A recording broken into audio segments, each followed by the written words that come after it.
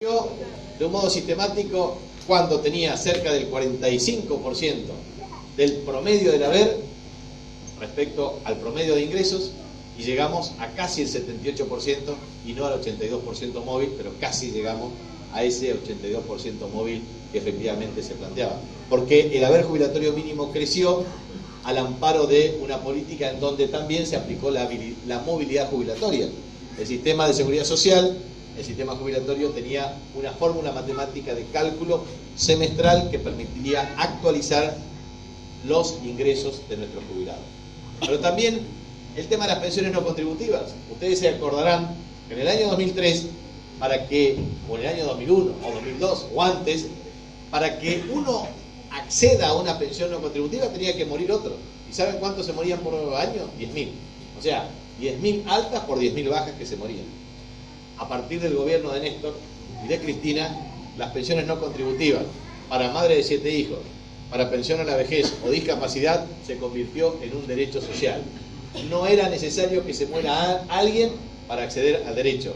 El derecho era garantizado socialmente a través de una política pública, y eso permitió que de 450.000 pensiones pasemos a cerca de 1,5 millones de personas pensionadas. Lo mismo que las jubilaciones, de 3,5 a casi 7 millones de personas jubiladas.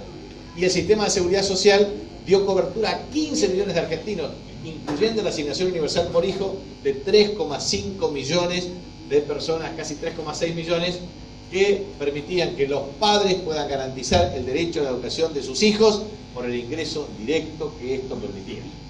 De manera que el sistema de seguridad social fue el factor estratégico de la inclusión, que permitió garantizar a nuestro pueblo el ejercicio de los derechos sociales, que a su vez permitió potenciar el consumo popular, que a su vez permite que el comerciante pueda abrir su negocio y sabe que va a vender por la que la gente tiene para consumir. Entonces, si las industrias se abren y se generan empleos y los salarios son dignos, efectivamente el pueblo trabajador tiene ingresos, y cuando el pueblo trabajador tiene ingresos, consume, y cuando consume se reactiva y promueve el desarrollo de la economía, y cuando eso ocurre hay bienestar de carácter social. Funcionan los clubes, funcionan las instituciones, funciona una comunidad organizada en donde todos nos realizamos cuando efectivamente la comunidad. Me llama la atención cuando dicen: la gobernadora de la provincia de Buenos Aires, María Eugenia Vidal, goza de amplio nivel de popularidad. Y yo le quiero preguntar a ustedes como bonaerenses. La verdad, en una provincia en donde los docentes tienen licuación efectiva de salario real, porque la verdad, lo que estamos haciendo es indiscriminada apertura de importaciones, destrucción del aparato productivo industrial, pérdida del poder adquisitivo de salario, aumento de la tasa de desempleo, en definitiva implica menos ingresos para municipios y provincias y en consecuencia mayor situación de insostenibilidad fiscal. Ahora bien, pregunto aquí a ustedes: ¿hay clase en la provincia de Buenos Aires? No. ¿Hay justicia en la provincia de Buenos Aires? No. ¿Hay salud en la provincia de Buenos Aires? No. ¿Hay algo que funcione en la provincia de Buenos Aires? No. Muy bien. ¿Y por qué entonces esta señora tiene la imagen que dice que tiene? Porque en Varela ninguna. Porque mienten. Y porque mienten sistemáticamente los periodistas que están pagados, efectivamente, medios de comunicación que crean una realidad virtual y ficticia. Por eso, queridas compañeras y queridos compañeros, el trabajo que tenemos por delante es poner freno a este avance neoliberal macrista que destruye en esencia a la Argentina, y que destruye a Florencio Varela, y que destruye a cada una de nuestras respectivas familias. Por eso, lo que nosotros tenemos que hacer es generar unidad en la oposición, un acuerdo programático, y ojalá Dios quiera que nuestra compañera Cristina Fernández de Kirchner encabece la lista que permita garantizar.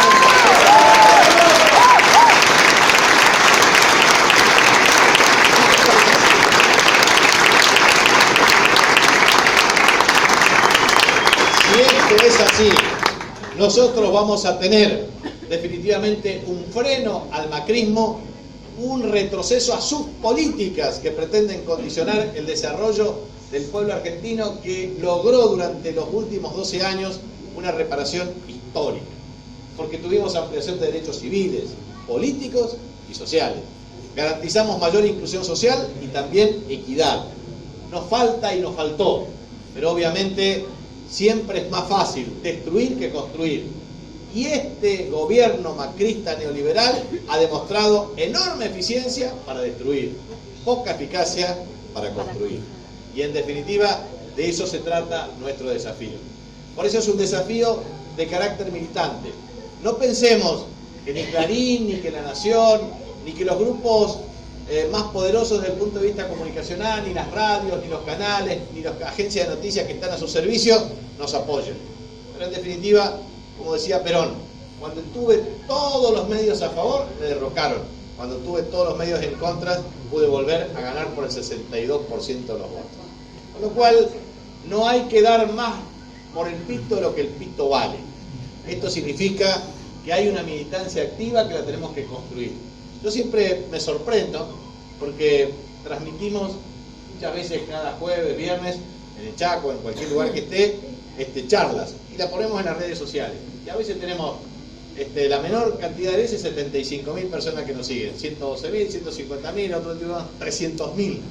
¿Por qué? Porque el pueblo argentino, o sea, militantes nuestros, simpatizantes nuestros, personas que están comprometidas con una matriz de pensamiento absolutamente alternativa al neoliberalismo, están en todas partes. Hay un intenso nivel de militancia política que está en contra de este proyecto que lidera Macri y que quiere definitivamente unir sus voluntades para poner el freno y ganar de un modo contundente las elecciones del 2017, porque eso va a dar una redefinición desde el punto de vista político para construir una agenda programática para ganar las elecciones del 2019 y para volver mejores, pero para volver a transformar la Argentina en un país con inclusión social, con justicia social, con desarrollo económico, con equidad y sobre todo con ejercicio de gobernanza y calidad constitucional. No es una tarea fácil ni sencilla. Tenemos un mundo que es muy complicado y cada vez más complicado, con mayor proteccionismo, con mayor hegemonía del sistema financiero internacional, con mayor especulación financiera, con arietes como la Organización Mundial de Comercio que destruye la base industrial autónoma de los países, que efectivamente no son los más poderosos. Pero Argentina tiene una reserva estratégica, tiene la garantía de ser proveedor, uno de los más importantes proveedores de alimentos del mundo, quinto y octavo productor y exportador de agroalimentos en el mundo. Constituye una zona estratégica de reserva minera en oro, en cobre, en plata, en litio, en potasio, que son insumos y minerales estratégicos para el desarrollo informático, de comunicaciones y sobre todo en la discusión que hay de aquí en más. Ahora no solamente se está discutiendo esta tercera revolución industrial de informática y de comunicaciones. Como ustedes saben, la historia nos demuestra que la primera revolución industrial se produjo entre 1760 y 1780. La segunda entre 1860 y 1880. El acero, la máquina a vapor, la mecanización de base industrial generó efectivamente un proceso de explotación capitalista que fue neutralizada por la aparición de un pensamiento alternativo, del marxismo, del comunismo, del cristianismo, y en la República Argentina ese movimiento se llamó peronismo, que fue el que instauró la justicia social y que garantizó que el movimiento obrero organizado debe ser la columna vertebral del movimiento nacional justicialista. Hoy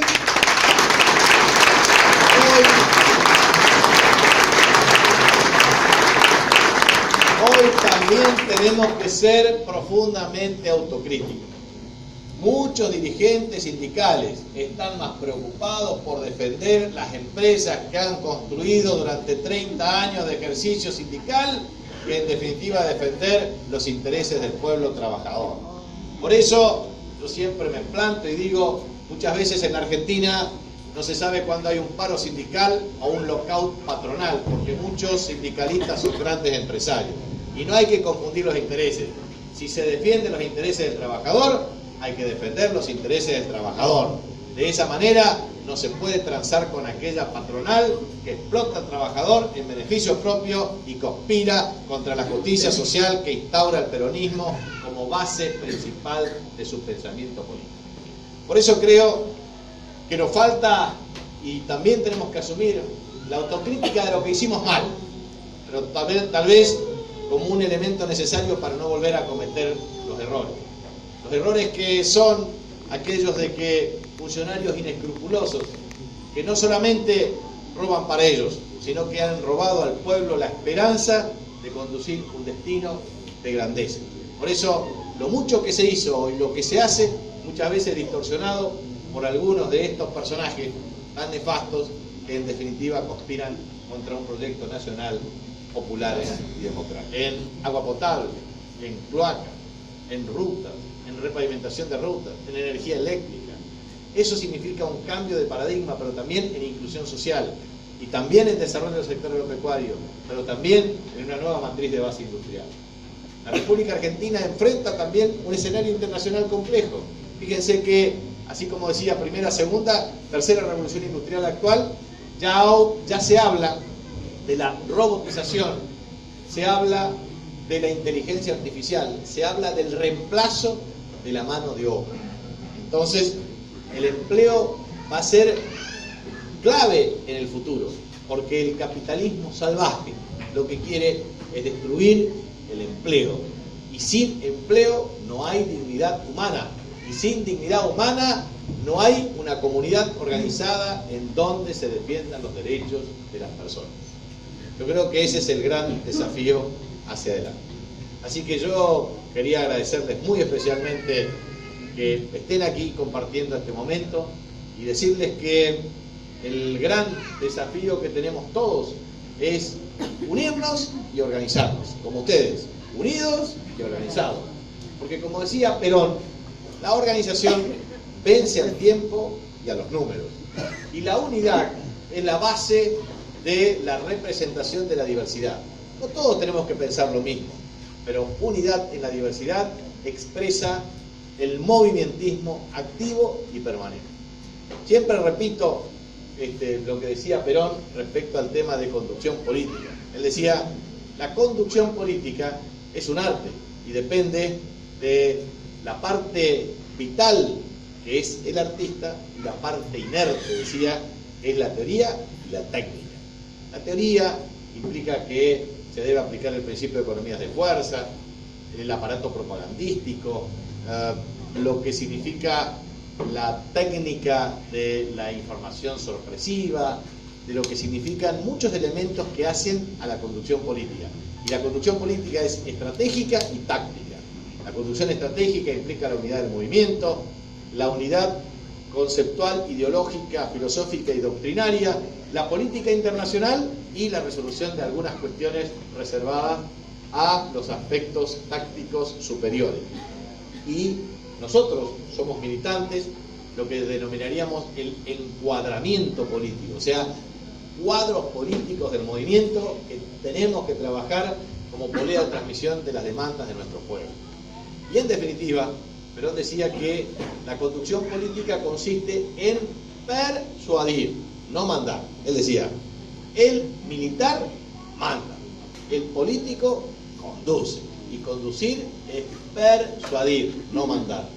Entonces, decía Perón, la política no se aprende, se comprende, porque la política constituye un conjunto de hechos sucesivos en circunstancias cambiantes. ¿Eso qué significa?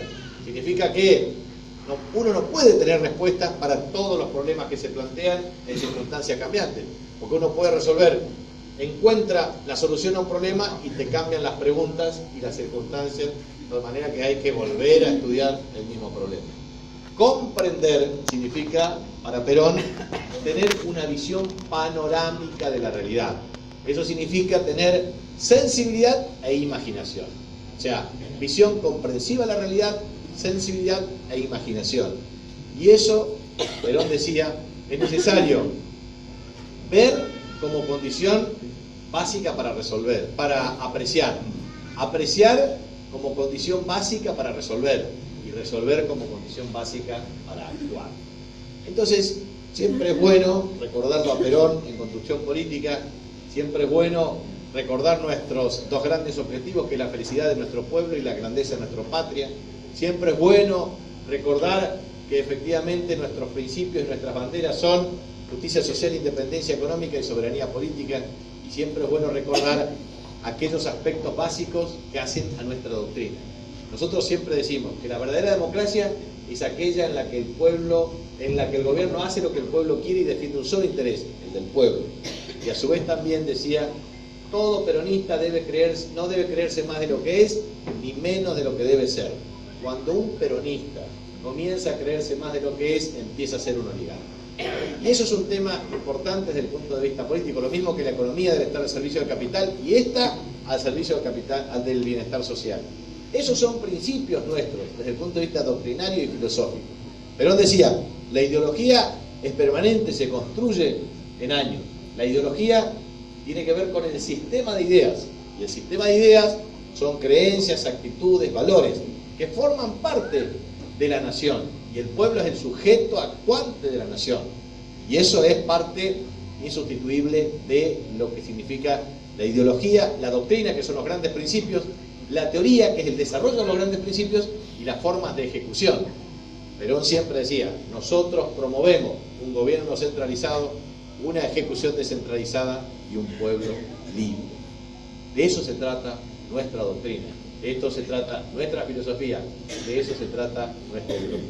Por eso nuestra doctrina es simple, práctica, popular, profundamente humanista, profundamente cristiana. Ponemos al hombre como sujeto esencial de las políticas públicas en virtud de la imagen y semejanza de Dios. Pero en definitiva, entendemos que eso tiene que formar parte de nuestra convicción y de nuestra acción.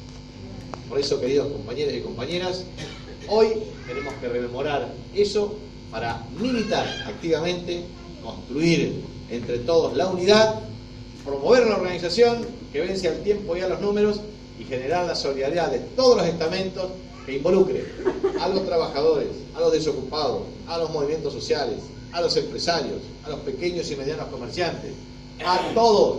Necesitamos unir la oposición política, construir con solidaridad un proyecto que permita frenar al macrismo, ganar las elecciones legislativas y construir la nueva alternativa para que el año 2019 nos encuentre unidos, organizados, revisados, y el año que viene